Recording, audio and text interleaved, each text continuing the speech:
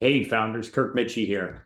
Got a cool idea for you around something that's initially going to make you nervous, and then ultimately there's some great solutions to it. So when you sell your company, you're going to be, as part of the purchase and sale agreement, going to be making representations and warranties, meaning you're going to be attesting to certain things like that are fundamental. If you're the only shareholder, that you own all the shares, that nobody else owns the shares. So you're going to make a representation and a warranty about that. And there's a whole bunch of other things that you're going to be doing that are called reps and warranties. They're scary in that it makes it seem like Armageddon will happen after if the buyer finds out that any of these things weren't true.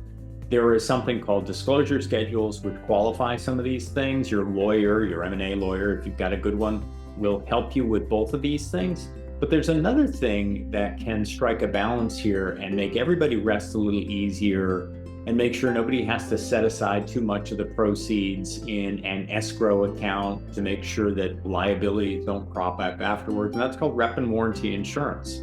Rep and warranty insurance usually is a fraction of the value and a great thing to add to a transaction.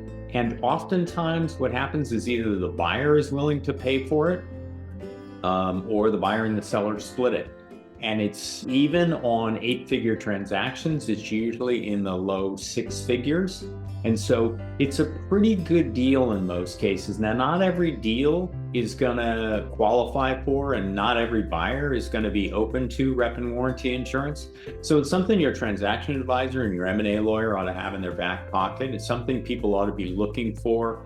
Maybe not to include in the letter of intent, but certainly to have discussed before you get too far along, because the insurance underwriter is going to need some time to look in your data room at all of the information, all the purchase agreement, all the accompanying schedules, and all the information that's been supplied to say, yep, this looks clean to us, and we'll issue this policy for $280,000 on your $44 million transaction. I'm just pulling numbers out of the air, but order of magnitude, something like that.